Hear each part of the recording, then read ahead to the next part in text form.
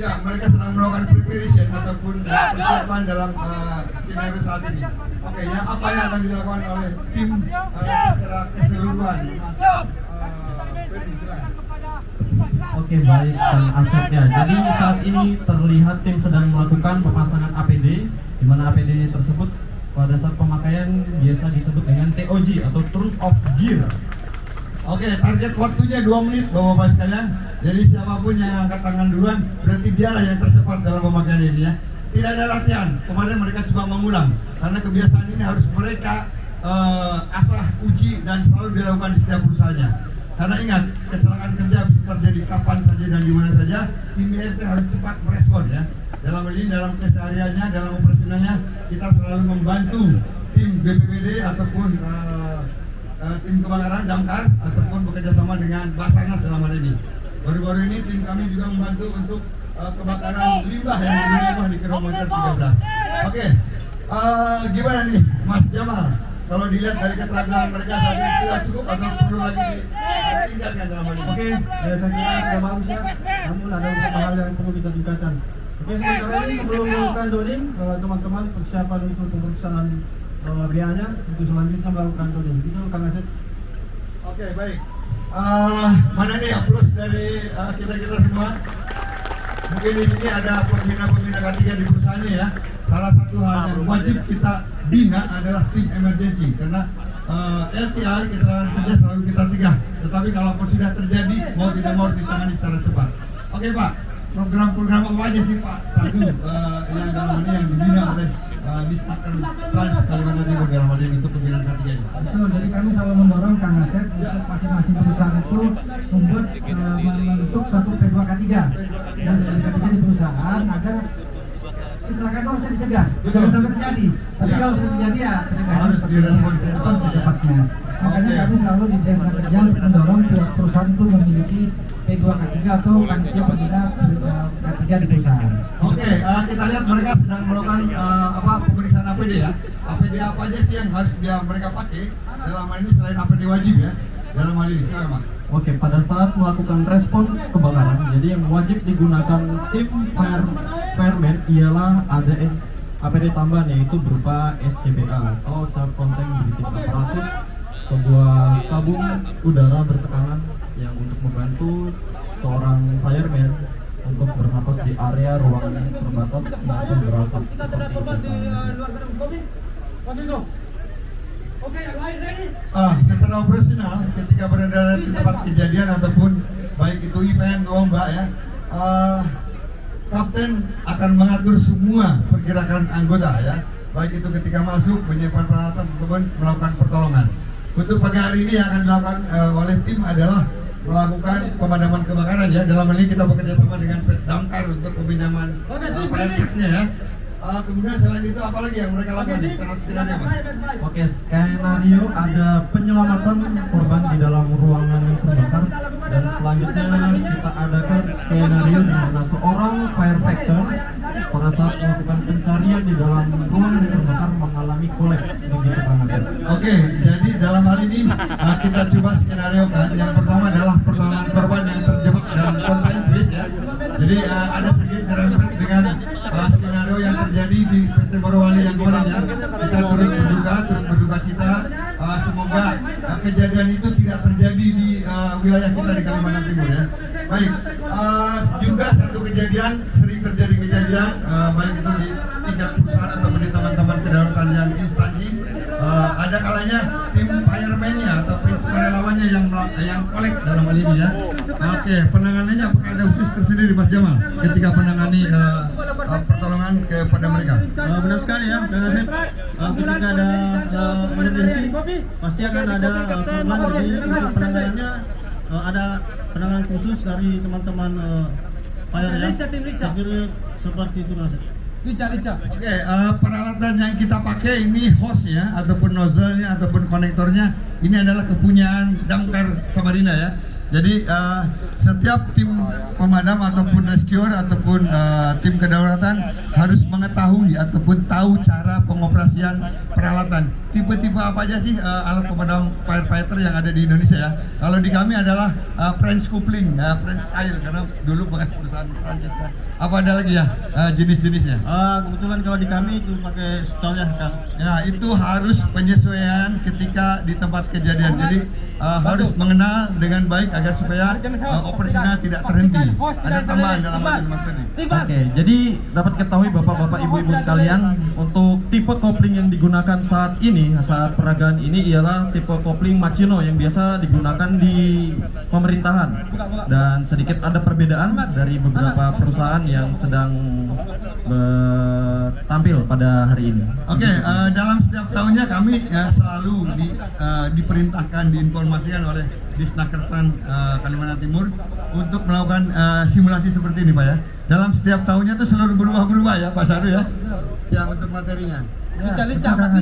Kita setiap tahun juga coba untuk menampilkan rescue team Ya. untuk bisa melihat bagaimana kesiapan perusahaan-perusahaan dalam menangani kecelakaan kerja di Ya. perusahaannya masing-masing. Pada tahun 2022 ketika ada kejadian di Rapak pada saat itu ya.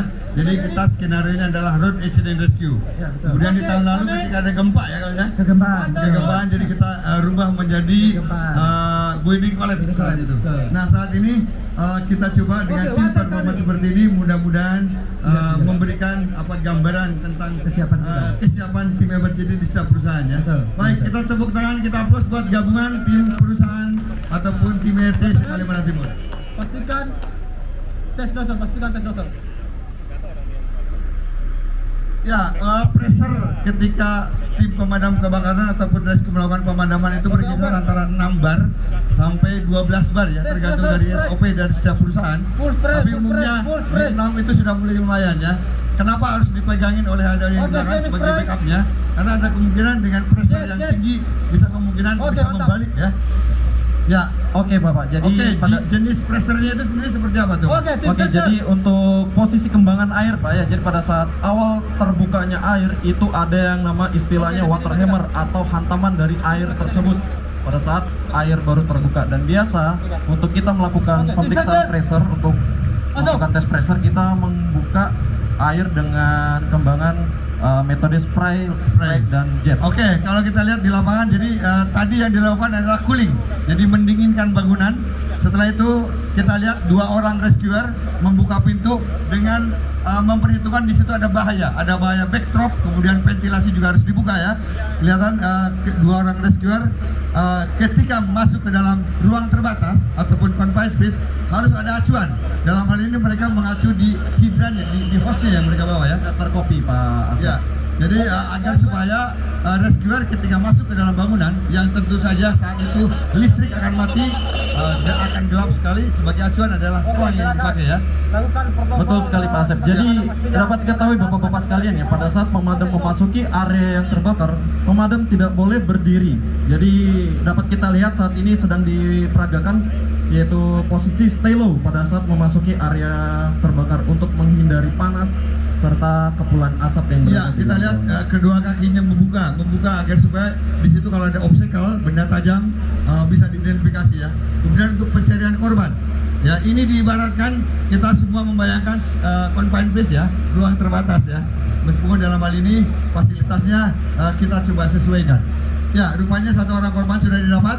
Ini akan dikeluarkan dengan cara apa nih, Mas? Ini akan ditarik ya,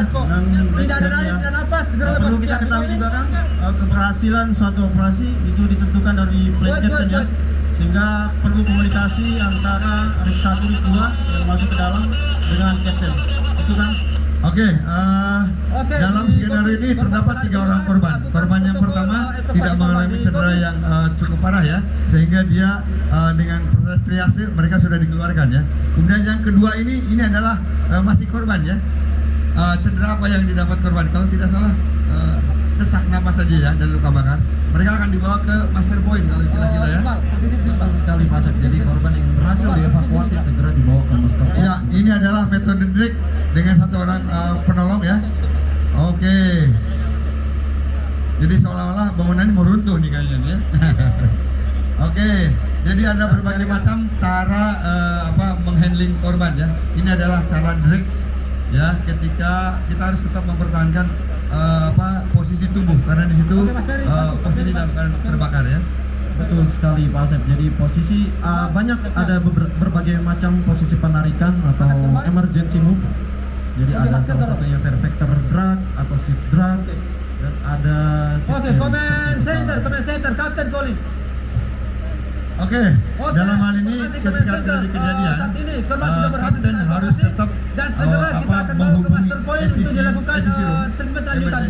kontak center ya, untuk meminta bantuan ke misalnya ke rumah sakit terdekat, ke rumah sakit terkanan, sehingga ketika selesai tim rescue melakukan pertolongan bisa langsung dikirimkan ke rumah sakit ataupun ke tempat lainnya. Oke, kita lihat satu orang korban sudah berhasil dikeluarkan. Mereka akan dibawa ke master point yang sudah kita tempatkan di depan. Masuk, lakukan pastikan di dalam gedung tidak ada korban tambahan. Segera Aji, masuk untuk melakukan pengecekan kondisi sampai yang dalam sejauh mana kondisi. nih? Nanti kan ada salah satu penghargaan tentang first aid ya, ataupun apakah program itu dilaksanakan ya di perusahaan masing-masing. Gitu ya. Itu programnya. Ya, untuk program kegiatan kami sendiri terkait dengan K3 itu tadi kami sampaikan ada penghargaan untuk zero accident di Kalimantan Timur. Itu tahun lalu sebenarnya ada 4 kategori, 3 kategori dulunya, tapi tahun ini ada hanya 3 kategori, yaitu zero accident, kedua IVR, dan juga untuk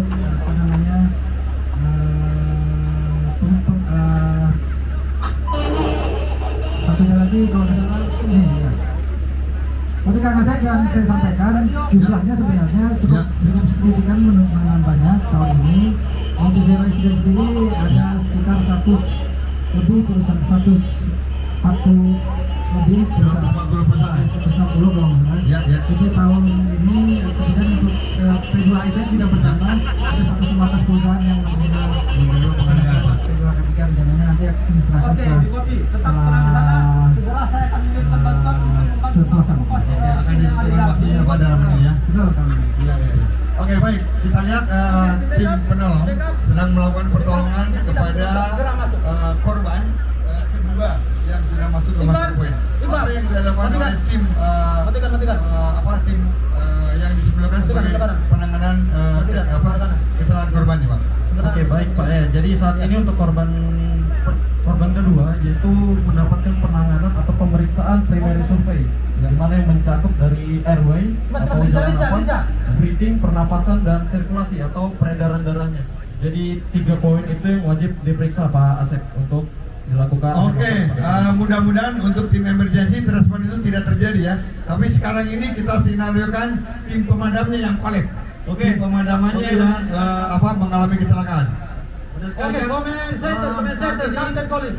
Ribuan melakukan Informasi comment center, informasi dari tim yang ada di dalam bahwa dan satu tim dari kami sedang mengalami kolaps ke dalam. Saya sedang mengirimkan R80 ini ada melakukan evakuasi di comment center. Mayday ya. oleh Oke, terima kasih yang ada dalam untuk minta bantuan berkaitan. Ya, oke. Kejadian ini terjadi katakanlah SCBA-nya drop ya, misalnya SCBA-nya habis, kemudian juga dia mengalami kecelakaan bisa saja karena kondisi fisiknya karena katakanlah habis, sehingga dia tidak mampu lagi untuk melaksanakan tugasnya. Oke, ya ini dengan sistem brake SCBA masih terpasang. Ya, ketika di luar di pintu sudah menunggu tim yang membawa basket ya untuk melakukan tindakan lanjutan. Ya, untuk korban yang ketiga ini statusnya seperti apa nih Mas? Untuk status korban ketiga yaitu korban pada saat dievakuasi mengalami henti nadi dan henti napas Pak Asep, sehingga diperlukannya pijatan jantung luar atau RGP. Oke, korban akan dibawa ke samping di depan tempat undangan.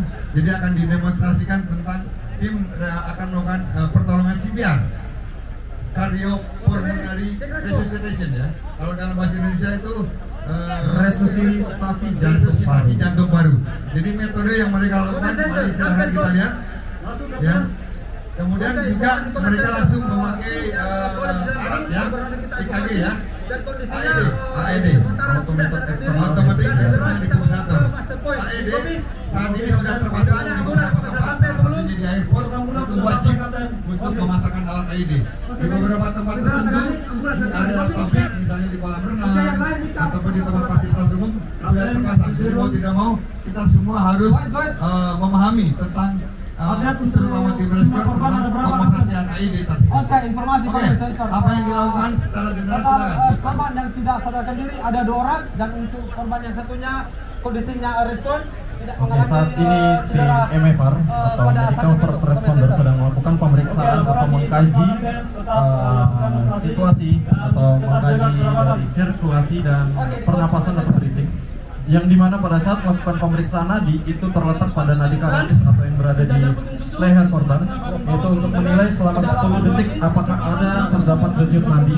Jika tidak terdapat denyut nadi maka dada kembali IRT akan melakukan jangan pijatan. memberikan ventilasi secara berlebih, minimal instruksi kurang dari 10 detik. Oke, mereka melakukan apa? 3 Sesuai dengan skenario 5 siklus ya. Betul sekali Pak Setiap 5 siklus yang ditargetkan, di mana 5 siklus itu ditargetkan waktu harus tercapai di 2 menit. Ya. 3, 4, 5, 6, 7. Dalam perhitungan ada tim yang langsung ke 30, tapi ada juga yang dipecah-pecah menjadi 10 ya. Itu tergantung dari kebiasaan dari perusahaannya. Betul sekali Pak. Untuk event Indonesian Fire and Rescue Challenge, malah tim dari EFS kemarin ikut event di Australia. Di Australia. Itu acara apa coba? Jadi itu antar perusahaan pertambangan atau mining di seluruh dunia yang diadakan di Australia. Oke, jadi kepada tim perusahaan yang ada di sini nih. Jadi kalau kedaruratan ada eventnya. Sekarang itu ada Kaltim Fire and Rescue Challenge Indonesia dan Indonesian Fire and Rescue Challenge di Asia Pasifik juga ada dan malah sampai ke kejuaraan dunia. Betul sekali.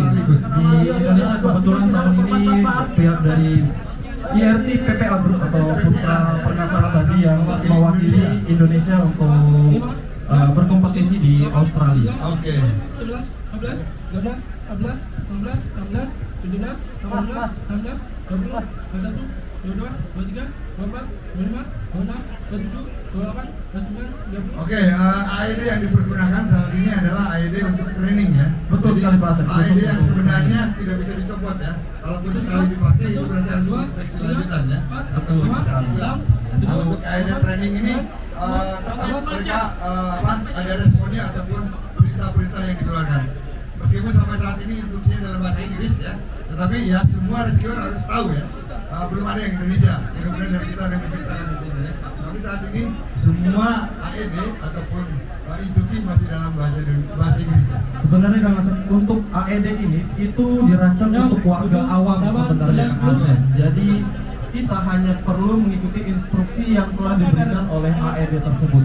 Jika kita paham bahasa Inggris mungkin kita bisa mengoperasikannya Bapak Ibu sekalian ya. Oke, tampak di belakang tim lainnya melakukan unroll ya. Tadi ketika roll saya katakan bahwa ini adalah alat standar, siapapun dia harus menguasai, harus menyesuaikan. Saat ini semua peralatan kita bikin dari damkar.